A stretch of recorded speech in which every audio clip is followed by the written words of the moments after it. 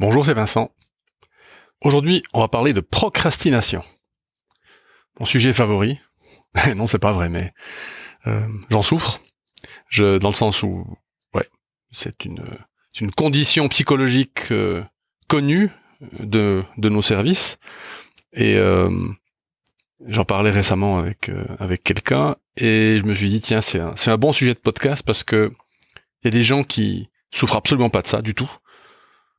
Et donc, ils ont tendance à être pas du tout empathiques avec nous autres pauvres procrastinateurs et procrastinatrices, c'est pas facile à dire. Et par contre, pour ceux d'entre nous qui le sont, c'est vraiment compliqué. Et ça se met en travers de pas mal de choses qu'on fait dans la vie professionnelle ou privée. Et donc, je me disais que j'allais étudier un peu le sujet pour vous et vous donner le résultat de mes recherches et de mes réflexions. Bon, mais avant ça, voilà, ça doit être le 7 ou 8e épisode du podcast. J'ai des commentaires, c'est cool. Les gens réagissent, donc continuez à le faire. Envoyez-moi un mail, si vous voyez sur Facebook ou quelque part ailleurs. N'hésitez pas à mettre des commentaires, surtout si c'est pas bien, si ça vous gonfle, si vous préfériez qu'on parle d'autre chose. Volontiers. Et puis si vous pouvez laisser un commentaire sur iTunes, sur Stitcher ou sur une quelconque des plateformes de distribution de podcasts, ça m'aide en fait à rendre le podcast un peu plus connu. Voilà. Ceci étant dit, qu'est-ce que la procrastination ? La première définition que j'ai trouvée, c'est acte de repousser une tâche. Puis en fait, il manque quelque chose. Parce que si je dis que je vais faire un truc aujourd'hui, mais que je vais le faire demain, parce qu'en fait demain c'est plus approprié, c'est une meilleure date, je suis pas en train de procrastiner du tout. Et donc j'ai cherché une autre définition, alors qui est un peu plus tendance pathologique à différer. Alors bon, pathologique, merci beaucoup, c'est sympa, mais pathologique dans le sens de souffrance, dans le sens de c'est pas bon, c'est pas bien, c'est pas un truc qu'on veut. Et donc en fait je préfère celle-là. Donc il y a quelque chose qui n'est pas comme on le voudrait dans la procrastination. Alors pourquoi est-ce qu'on procrastine ? Alors il y a plusieurs théories psychologiques sur la raison pour laquelle on le fait. Une que je trouve intéressante, c'est l'idée qu'en fait, il y a au moins 2 personnes en chacun de nous. Je dis au moins parce que voilà, ça peut être plusieurs, mais il y en a au moins 2. Une, c'est mon moi présent, et l'autre, c'est mon moi futur. Present self, future self. Alors c'est pas une question de moi, de surmoi, de machin, Freud. On parlera de Freud une autre fois. C'est pas un pote à moi. Mais mon moi présent et mon moi futur. Pourquoi est-ce que c'est intéressant de penser en ces termes-là ? Eh bien parce qu'en fait, quand vous vous dites faudrait vraiment que je perde du poids. Bon. Qui c'est qui va mettre les objectifs ? Qui c'est qui va faire la planification ? C'est le moi futur. Bon, en revanche, qui c'est qui va agir ? Eh ben, c'est le moi présent. Et quand ils sont déconnectés, ces deux-là, ça marche pas. Il faut que je perde 10 kilos d'ici la fin de l'année. Alors on est le 5 décembre, c'est génial, il me reste 26 jours. Alors le mois futur, lui, alors il fait la planif et tout, il fait des calculs, il dit ouais, alors faut que je fasse ça, et puis ça, et puis ça, et puis le mois présent, lui, il a juste envie de manger un donut, quoi. Ou bien une barre de chocolat, Ragusa, hein. Et évidemment, ils sont en conflit l'un avec l'autre. Et donc, il faut les reconnecter, il faut faire communiquer l'un avec l'autre. Bon. Alors, comment on fait ça ? Alors, il y a plusieurs manières de faire. Par exemple, pour reconnecter le mois présent aux objectifs du mois futur, eh bien, on peut faire la tâche ou rendre l'objectif plus petit. Quelque chose de plus facile à faire. Pas parce que c'est plus facile à faire, mais parce que la récompense viendra plus vite. Alors ça, c'est aussi un truc qui est connu en psychologie. C'est ce qu'on appelle la gratification. Et la gratification différée est un signe de persévérance, est un signe de gens qui arrivent à planifier sur le long terme. Et on le voit bien. Gratification différée, c'est-à-dire que je suis capable de dire à mon moi présent, écoute, tu la fermes, tu fais confiance au mois futur, et puis on y va, et puis on fait ce qu'il dit, quoi. Et donc moi, je sais que par exemple, moi il me faut de la gratification immédiate, quoi. Alors pas pour tout, mais pour les trucs difficiles dont on va parler plus tard, Moi, il faut que je vois un résultat tout de suite. Donc, première manière de reconnecter mon moi présent à mon moi futur, c'est de faire des morceaux de tâches plus petits. Comme ça, j'ai ma gratification plus vite. Bon, ça c'est un. Deuxième manière de reconnecter, c'est de packager un truc que j'aime faire avec un truc que j'aime pas faire. Enfin, de packager un truc que j'aime faire avec le truc que je vais repousser. Alors, par exemple, je déteste repasser. Bon. J'ai décidé d'écouter mes podcasts favoris pendant que je repasse. Donc, je mélange deux tâches. Une chose qui est un peu similaire, un petit peu différente, mais similaire quand même, c'est par exemple de dire il faut que je perde du poids, je vais faire de la gym 15 minutes tous les jours, et après chaque période de gym de tous les jours, je vais, non pas manger une branche de chocolat évidemment, mais je vais par exemple, je sais pas, regarder une vidéo de petits chats mignons sur YouTube. Hein. Donc je vais m'autoriser une gratification après l'effort. Assez standard, mais ça peut marcher assez bien. L'histoire du packaging, je préfère en fait parce qu'il y a vraiment un mélange des deux et en fait notre cerveau va vraiment percevoir l'activité perçue, enfin l'activité pensée comme étant négative ou difficile comme quelque chose de plus agréable. Et donc on est un peu en train de manipuler notre moi actuel, notre moi présent, en disant non mais c'est pas si difficile, c'est pas difficile en fait. Vas-y fais-le, tu verras, c'est quand même vachement bien. Bon. Ça, c'est une des manières de faire. L'autre manière de faire, c'est de rendre les conséquences de la procrastination beaucoup plus fortes et beaucoup plus présentes. Donc là, on va dans l'autre sens, c'est le moi futur qui est en train d'expliquer au moi présent que, mec, si tu ne bouges pas, tu feras 180 kilos à la fin de l'année, tu auras des problèmes articulaires, tu vas plus pouvoir manger, tu vas plus pouvoir, je sais pas moi, c'est égal, hein, draguer, enfin, c'est égal. Hein, il faut que la conséquence soit plus forte et plus présente. Et l'idée, simplement, c'est de faire augmenter la pression sur mon moi présent, pour que je me bouge, quoi. Hein. Alors, vous voyez qu'une combinaison des deux, c'est bien.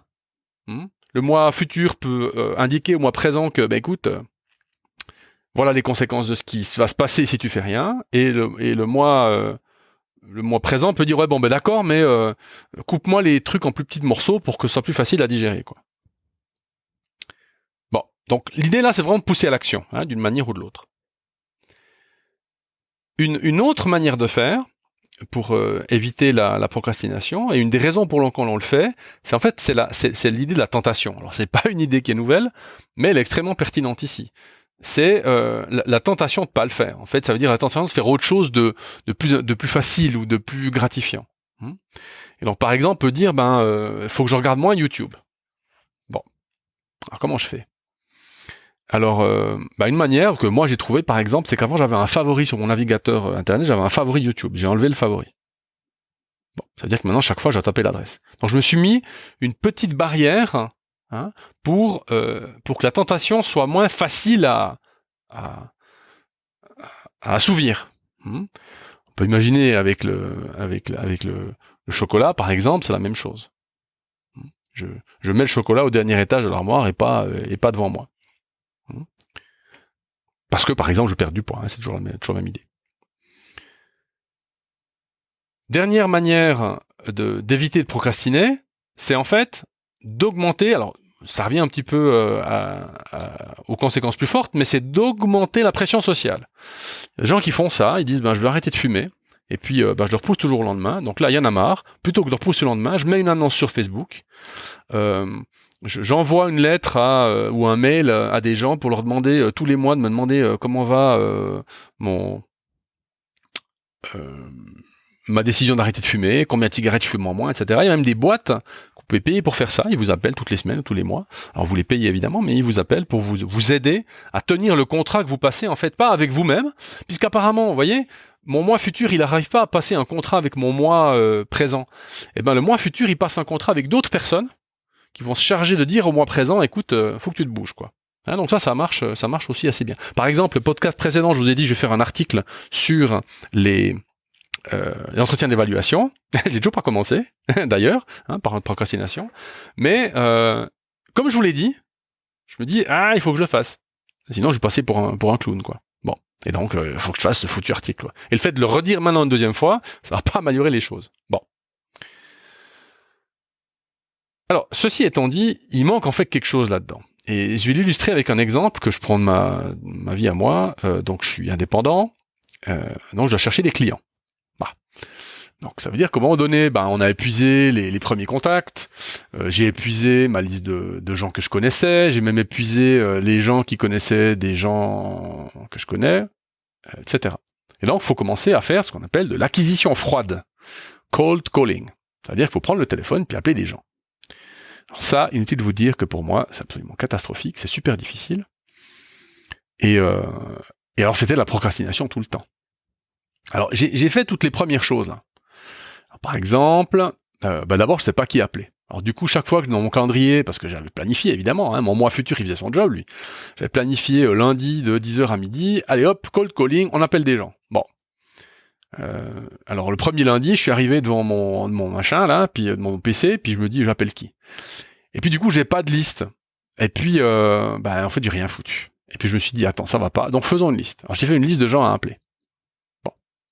Lundi suivant, j'arrive dans ma liste, puis je me dis putain mais je vais leur dire quoi moi. J'ai jamais fait ça, je sais pas comment faire. Et hop, mon moi présent qui dit non je sais pas faire, en plus ça va me casser les pieds, ça va être compliqué donc je fais pas. Alors le mois futur, qu'est-ce qu'il fait ? Il indique au mois présent, écoute mec, tu fais un script de vente. Alors vous tapez sur internet cold calling script, et puis ça vous apprend simplement à faire un discours de vente. Voilà, bonjour, je m'appelle machin, je cherche à faire ça, est-ce que vous êtes intéressé, blabla. Et aussi, en parenthèse, petit truc, à préparer évidemment une réponse à toutes les objections habituelles. Ça m'intéresse pas, j'ai pas le temps, vous êtes qui, enfin, etc. Donc j'ai fait un script. Alors, évidemment, comme je suis un tout petit peu pénible, j'ai fait un script dans Google Forms, mais oui. Donc avec branchement automatique. Donc en fonction de qui répond, ça pose une autre question. Enfin bref. Je me suis bien amusé à faire ça, c'était rigolo. Et donc j'ai fait ça. Bon. Donc j'ai une liste, je sais qui appeler, je sais quoi dire. C'est bon maintenant ? Non. Il y a toujours un blocage en fait. Et c'est là où les trucs que je vous donnais avant peuvent fonctionner, mais pour les vrais blocages profonds, ça marche pas suffisamment bien. Et là, j'ai utilisé, grâce à mes collègues, j'ai fait une formation de coaching cette année, coaching cognitivo-comportemental, qui était une super formation. D'ailleurs, salut les nanas si vous écoutez. Et il y a un truc qui est vraiment puissant, un concept très puissant, dont on parlera peut-être un peu plus en détail une autre fois, qui s'appelle la croyance irrationnelle. C'est-à-dire qu'en fait, c'est un truc que je crois dans ce cas-là, qui m'empêche d'être adapté à mon environnement. Dans ce cas-là, qui m'empêche d'appeler ces gens, quoi. Bon. Et alors il y a tout un processus, etc. Et ma croyance irrationnelle à propos de l'acquisition froide, du cold calling, c'était en fait si je fais pas ça, si je me rate en fait, si les gens me disent non, c'en est fini de mon business, quoi. Et je vais devoir de nouveau aller bosser dans une boîte avec des collègues et un chef et tout. Et j'ai pas envie de ça, quoi. Alors, vous voyez le blocage ? Le blocage, c'est en fait, l'enjeu est tellement élevé que, évidemment, quoi, je vais pas le faire. Je prends un risque qui est beaucoup, beaucoup trop grand. Et en fait, toute l'idée, c'est de travailler cette croyance pour pouvoir la flexibiliser, la rendre moins grave, quoi. D'accord ? Il y a des moyens pour faire ça. Et grâce au boulot que j'ai fait avec les collègues, j'ai réussi à transformer cette croyance irrationnelle en croyance un peu plus rationnelle. Et donc, ça m'a permis de faire mes premiers appels en cold calling. Et d'ailleurs, j'ai eu des rendez-vous. C'est pas que c'était pas la mer à boire. Mais ma perception de la difficulté était tellement élevée que je me suis mis une pression tellement énorme que du coup, j'ai pas fait, quoi. Et donc, moi, je trouve cette méthode-là de trouver la source du blocage, extrêmement pertinente. Parce qu'en fait, après, une fois que vous avez le blocage et que vous avez assoupli votre position, alors après, vous appliquez tous les outils qu'on a vus juste avant. Faire des trucs plus petits, des tâches plus petites, se récompenser plus rapidement, etc. Ça va bien fonctionner. Mais pour ça, vraiment les blocages qui sont profonds, il faut absolument trouver cette croyance irrationnelle. Alors, si ça vous intéresse, alors je vais peut-être faire un plug produit, ce sera pas la première fois que je vous fais ça, alors comme on est à la fin du podcast, pour arrêter, ça vous gonfle, mais j'ai développé un petit truc qui s'appelle Turbo Coaching, vous trouvez ça sur le site, coapta.ch, et alors en plus c'est gratuit, donc bon, mais l'idée c'est ça en fait, c'est une des idées que j'avais là derrière, c'était des gens qui ont ce genre de blocage là, de petits blocages, les aider à trouver des pistes de résolution. Et grâce au turbo coaching, je sais plus, ça dure 15 ou 20 minutes, bon, en fait, on y arrive. Ça prend pas beaucoup de temps d'identifier. Après, il y a encore du travail à faire, mais au moins identifier le blocage. Donc, si ça vous intéresse, regardez le site du turbo coaching, ou bien de nouveau, envoyez-moi un mail ou un commentaire, et puis on regardera ça ensemble. Donc voilà, donc en fait, la procrastination, on disait tendance pathologique, c'est une maladie. C'est pas une maladie très très grave, mais enfin, je sais qu'il y a des gens que ça bloque beaucoup, dont moi. Et donc la bonne nouvelle, en fait, c'est que, comme tout, presque tout, ça se soigne. Il faut un petit peu travailler, mais ça se fait bien et ça donne des résultats. Alors, je veux pas dire que j'en suis la preuve vivante, mais moi, franchement, je suis un grand procrastinateur devant l'éternel. Eh bien, ça fonctionne. Alors voilà, on a terminé cet épisode podcast procrastination. J'espère qu'il vous a plu. Si c'est le cas, laissez un petit commentaire et je vous souhaite une bonne fin de semaine et à la semaine prochaine. Ciao.